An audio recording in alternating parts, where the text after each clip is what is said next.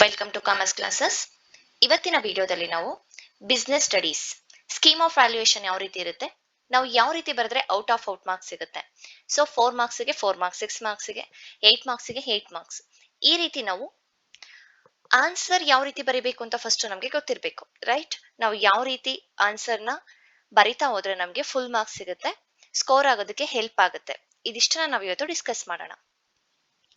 ನಾನಿಲ್ಲಿ ನಿಮಗೆ ಒಂದು ಸ್ಕೀಮ್ ಆಫ್ ವ್ಯಾಲ್ಯೂಯೇಷನ್ ತಗೊಂಡಿದ್ದೀನಿ, PU ಬೋರ್ಡ್ ಇಂದಾನೆ ಬಿಟ್ಟಿರುವಂತದ್ದು. ಇದು 2022 ಅಲ್ಲಿ ಒಂದು ಕ್ವಶನ್ ಪೇಪರ್ ಇದೆಯಲ್ಲ, ಅದ್ರ ಸ್ಕೀಮ್ ಆಫ್ ವ್ಯಾಲ್ಯೂಯೇಷನ್.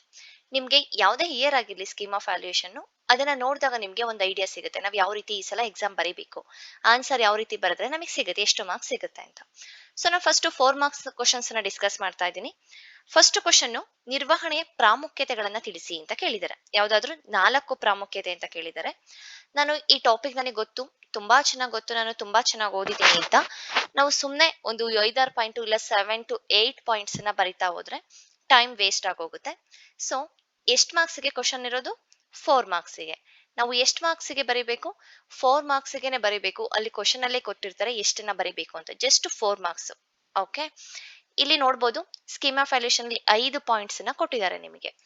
ಸೊ 1, 2, 3, 4, 5 ನಿರ್ವಹಣೆಯ ಒಂದು ಗುಂಪು ಗುರಿಗಳನ್ನು ಸಾಧಿಸಲು ಸಹಾಯ ಮಾಡುತ್ತದೆ, ದಕ್ಷತೆ ಹೆಚ್ಚಿಸುತ್ತದೆ, ಚಲನಶೀಲ. ಇದೇ ರೀತಿ ನೀವು ಯಾವ್ದಾದ್ರು ಏನ್ ಓದಿದ್ದೀರಾ ಆ 5 ಪಾಯಿಂಟ್ಸ್ ಅಥವಾ 4 ಪಾಯಿಂಟ್ಸ್ ಅನ್ನ ಬರೀಬೇಕಾಗುತ್ತೆ. ಅದಕ್ಕೆ ವಿತ್ ಎಕ್ಸ್ಪ್ಲನೇಷನ್ ಕೊಡ್ಬೇಕಾಗತ್ತೆ. ಓಕೆ, ಸೊ ಯಾವ್ದಾದ್ರು 4 ಪಾಯಿಂಟ್ಸ್ ವಿತ್ ಎಕ್ಸ್ಪ್ಲನೇಷನ್ ಕೊಟ್ರೆ ನಿಮ್ಗೆ 4 ಮಾರ್ಕ್ಸ್ ಸಿಗುತ್ತೆ. ಸುಮ್ನೆ ನಾವು ಓದಿದೀವಿ ನಮಗೆಲ್ಲ ತುಂಬಾ ಚೆನ್ನಾಗಿ ಗೊತ್ತು ಅಂತ ಹೇಳ್ಬಿಟ್ಟು ನಾವು ಸುಮ್ನೆ ಇಡೀ ಒಂದು 3 to 4 ಪೇಜಸ್ ಬರೆಯೋದು ಅದರ ಅವಶ್ಯಕತೆ ಇಲ್ಲ. So 4 marks. ನೆಕ್ಸ್ಟ್ ಕ್ವಶನ್ ಏನ್ ಕೇಳಿದರೆ, FW ಟೇಲರ್ ಅವರ ವೈಜ್ಞಾನಿಕ ನಿರ್ವಹಣಾ ತತ್ವಗಳನ್ನ ಕೇಳಿದರೆ. ಇದ್ರಲ್ಲೂ ಅಷ್ಟೇ ನಾವು ಯಾವ್ದಾದ್ರು ಒಂದು 4 ತತ್ವಗಳನ್ನ ನಾವೇನ್ ಮಾಡ್ಬೇಕು, ವಿವರಿಸಬೇಕಾಗುತ್ತೆ. ನೆಕ್ಸ್ಟ್ ಕ್ವಶನ್, ಪರಿಸರ, ವ್ಯವಹಾರ ಪರಿಸರದ 4 ಆಯಾಮಗಳು ಅಂತ ಕೇಳಿದ್ದಾರೆ. ಆರ್ಥಿಕ ಪರಿಸರ, ಸಾಮಾಜಿಕ ಪರಿಸರ, ತಾಂತ್ರಿಕತೆಯ ಪರಿಸರ, ರಾಜಕೀಯ ಪರಿಸರ, ಕಾನೂನಾತ್ಮಕ ಪರಿಸರ. ಇದ್ರಲ್ಲೂ ಅಷ್ಟೇ ಯಾವ್ದಾದ್ರು 4 ನಾವು ಏನ್ ಮಾಡ್ಬೇಕು, ಆಯಾಮಗಳನ್ನ ಬರೆದು ಅದನ್ನ ವಿವರಿಸಬೇಕು. 4 ಮಾರ್ಕ್ಸ್ ಸಿಗುತ್ತೆ. ಎಷ್ಟು ಲೈನ್ ನಾವು ವಿವರಿಸಬೇಕು ಅಂದ್ರೆ ಒಂದು ಪಾಯಿಂಟ್ ಮೇಲೆ 3 to 4 ಲೈನ್ಸ್ ಸಾಕು. ಆರ್ಥಿಕ ಪರಿಸರ ಅಂತ ಬರೆದು ನಾವು ಆರ್ಥಿಕ ಪರಿಸರದ ಬಗ್ಗೆ 3 to 4 ಲೈನ್ಸ್ ನಾವು ವಿವರಿಸಿದ್ರೆ ಸಾಕಾಗತ್ತೆ. ನೆಕ್ಸ್ಟ್ ಅದೇ ರೀತಿ ಸಾಮಾಜಿಕ ಪರಿಸರದ ಮೇಲೆ 4 ಲೈನ್ಸ್, ತಾಂತ್ರಿಕತೆಯ ಪರಿಸರ, ರಾಜಕೀಯ ಪರಿಸರ, ನೀವು ಯಾವ್ದೊಂದು ಚೆನ್ನಾಗಿ ಓದಿರ್ತೀರ ಅದರಲ್ಲಿ ಯಾವ್ದಾದ್ರು ಒಂದು 4 ಪಾಯಿಂಟ್ಸ್ ಅನ್ನ ಎಕ್ಸ್ಪ್ಲೈನ್ ಮಾಡಿ. ನೆಕ್ಸ್ಟ್ ಕ್ವಶನ್, ಸರ್ಕಾರದ ನೀತಿಯ ಬದಲಾವಣೆಯಿಂದಾಗಿ ವ್ಯವಹಾರ ಮತ್ತೆ ಕೈಗಾರಿಕೆಗಳು ಏನೇನ್ ಎದುರಿಸ್ತಾ ಇದೆ ಅನ್ನೋ ಒಂದು ಕ್ವಶನ್ ಅನ್ನ ಕೇಳಿದ್ರು ಆ ಇಯರ್ ಅಲ್ಲಿ. ಓಕೆ, ಅದಕ್ಕೂ ಅಷ್ಟೇನೆ ನೀವು 4 ಮಾರ್ಕ್ಸ್ ಅಂದಾಗ ನಿಮ್ಗೆ ಇಷ್ಟನ್ನ ನೋಡಿದಾಗ ಒಂದು ಐಡಿಯಾ ಸಿಕ್ಕಿರುತ್ತೆ. ಅವ್ರು ಎಷ್ಟು ಕೇಳಿರ್ತಾರೆ, ಯಾವ್ದಾದ್ರು 4 ಸವಾಲುಗಳು ಅಂತ ಕೇಳಿದ್ದಾರೆ, ಯಾವ್ದಾದ್ರು 4 ಪಾಯಿಂಟ್ಸ್ ಅನ್ನ ಬರೀಬೇಕು, ವಿತ್ ಎಕ್ಸ್ಪ್ಲನೇಷನ್ ಅನ್ನ ಮಾಡ್ಬೇಕಾಗತ್ತೆ. 8 ಮಾರ್ಕ್ಸ್ ಕ್ವಶನ್ಸ್ ಅನ್ನ ನೋಡೋಣ, ನಾವು ಎಷ್ಟು ಬರೀಬೇಕು ಅಂತ ಗೊತ್ತಾಗುತ್ತೆ. ಅದೇ ರೀತಿ ನಿಮ್ಗೆ ಯಾವ್ದಾದ್ರು ಒಂದು ಕ್ವಶನ್ ಅಲ್ಲಿ ಮೀನಿಂಗ್ ಅನ್ನ ಕೇಳಿದ್ರು, ಅರ್ಥ ಕೇಳ್ಬಿಟ್ಟು ಲಕ್ಷಣಗಳನ್ನ ಕೇಳಿದ್ರು, ಇಲ್ಲ ಇಂಪಾರ್ಟೆನ್ಸ್ ಅನ್ನ ಕೇಳಿದ್ರು ಅಂತ ಹೇಳಿದಾಗ ನಾವು ಅಲ್ಲಿ ಫಸ್ಟ್ ಏನ್ ಮಾಡ್ಬೇಕು, ಅದರ ಮೀನಿಂಗ್ ಇನ್ನ ಬರೀಬೇಕಾಗುತ್ತೆ. ಮೀನಿಂಗ್ ಅನ್ನ ಬರೆದಾಗ ಅದಕ್ಕೆ 1 ಮಾರ್ಕ್ಸ್ ಇರುತ್ತೆ. ಇನ್ನ ಉಳಿದಿರೋ 3 ಪಾಯಿಂಟ್ಸ್ ಗಳಿರುತ್ತಲ್ಲ ಅದಕ್ಕೆ 3 ಮಾರ್ಕ್ಸ್ ಇರುತ್ತೆ. ಈ ರೀತಿ ಕೂಡ ಮಾರ್ಕ್ಸ್ ಅಲರ್ಟ್ ಆಗಿರುತ್ತೆ. ನೆಕ್ಸ್ಟ್ 8 ಮಾರ್ಕ್ಸ್ ಕ್ವಶನ್ಸ್ ಅನ್ನ ನೋಡೋಣ.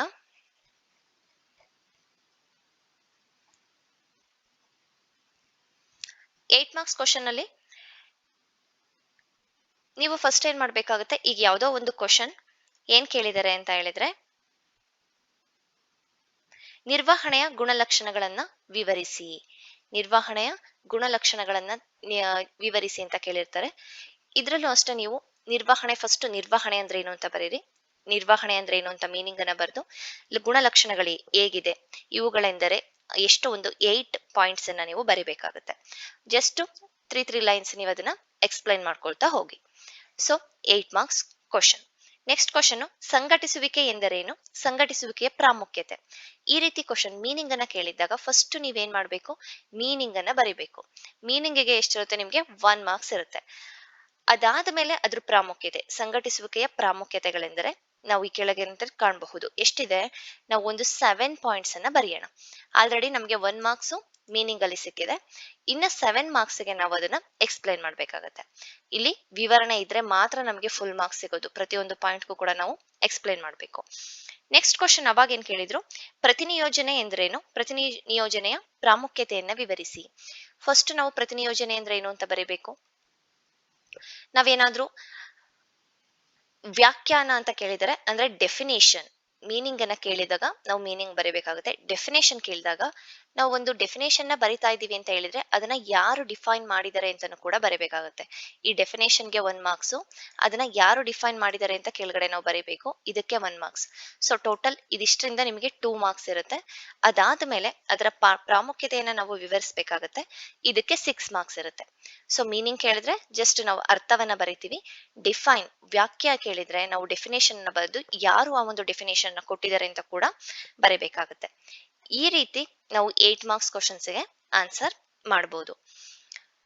ನೆಕ್ಸ್ಟ್, ಆಯ್ಕಾ ಪ್ರಕ್ರಿಯೆಯ ಹಂತಗಳು. ಯಾವ್ಯಾವ ರೀತಿ ನಾವು ಒಂದು ಆಯ್ಕೆ ಪ್ರಕ್ರಿಯೆ ನಡೆಯುತ್ತೆ ಅಂತ ಕೇಳಿದಂತ ಕ್ವಶನ್. ಸೊ ಇದ್ರಲ್ಲೂ ಅಷ್ಟೇ ನಾವು ಫಸ್ಟ್ ಏನ್ ಮಾಡ್ತೀವಿ, ಪೂರ್ವಭಾವಿ ಪರಿಶೀಲನೆ ಮಾಡೋದಾಗಿರ್ಬೋದು, ಆಯ್ಕೆ ಪರೀಕ್ಷೆಗಳಾಗಿರ್ಬೋದು, ಟೆಸ್ಟ್ಗಳು, ಉದ್ಯೋಗ ಸಂದರ್ಶನ ಇಂಟರ್ವ್ಯೂ ಮಾಡೋದಾಗಿರ್ಬೋದು, ಹಾಗೆ ಆಯ್ಕೆ ನಿರ್ಧಾರ, ವೈದ್ಯಕೀಯ ಪರೀಕ್ಷೆ, ಈ ರೀತಿ ಪ್ರತಿಯೊಂದು ಪಾಯಿಂಟ್ ಅನ್ನು ಕೂಡ ನಾವು ಸ್ಟೆಪ್ ಬೈ ಸ್ಟೆಪ್ ಅನ್ನ ಬರೆದ್ಬಿಟ್ಟು ಏನ್ ಮಾಡ್ಬೇಕು, ಎಕ್ಸ್ಪ್ಲನೇಷನ್ ಕೊಡ್ಬೇಕಾಗುತ್ತೆ. ಇದಿಷ್ಟು ನಿಮ್ಗೆ ಒಂದು ಐಡಿಯಾ ಸಿಗ್ಲಿ ಅಂತ ನಾವು ಈ ಒಂದು ಸ್ಕೀಮ್ ಆಫ್ ವ್ಯಾಲ್ಯೂಯೇಷನ್ ಅನ್ನ ನಿಮಗೆ ತೋರಿಸ್ತಾ ಇರೋದು.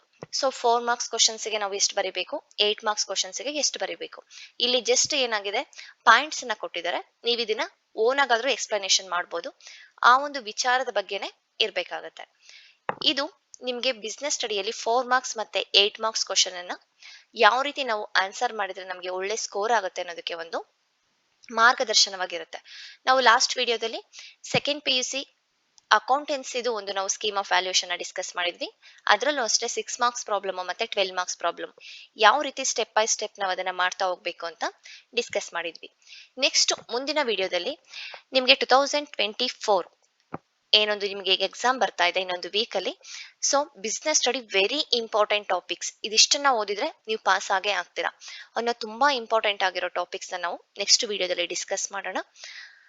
ನಿಮ್ಗೆ ಇದರಿಂದ ಯಾವ ರೀತಿ ನಾವು ಆನ್ಸರ್ ಬರೀಬೇಕು, ಯಾವ ಕ್ವಶನ್ಗೆ ಎಷ್ಟು ಮಾರ್ಕ್ಸ್ ಕ್ವಶನ್ಗೆ ಎಷ್ಟು ಆನ್ಸರ್ ನ ಬರೀಬೇಕು, ಎಷ್ಟು ಪೇಜ್ ಅನ್ನ ಬರೀಬೇಕು, ಇದೊಂದು ಐಡಿಯಾ ಸಿಕ್ಕಿದೆ ಅಂತ ಅನ್ಕೊಳ್ತೀನಿ.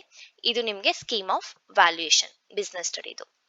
ನಿಮ್ಗೆ ಬಿಸ್ನೆಸ್ ಸ್ಟಡಿ ರಿಲೇಟೆಡ್ ಆಗಿ ಯಾವುದೇ ಒಂದು ವಿಡಿಯೋ ಬೇಕು ಅಂತ ಹೇಳಿದ್ರೆ ನಮ್ಮ ಚಾನಲ್ ಅಲ್ಲಿ business second PUC business study ಅಂತಾನೆ ಒಂದು ಸಪರೇಟ್ ಪ್ಲೇ ಲಿಸ್ಟ್ ಇದೆ, ಅಲ್ಲಿ ನೀವು ಚೆಕ್ ಮಾಡಿದ್ರೆ ಎಲ್ಲಾ ವಿಡಿಯೋಸ್ಗಳು ಕೂಡ ನಿಮ್ಗೆ ಸಿಗ್ತಾ ಹೋಗುತ್ತೆ. Thank you.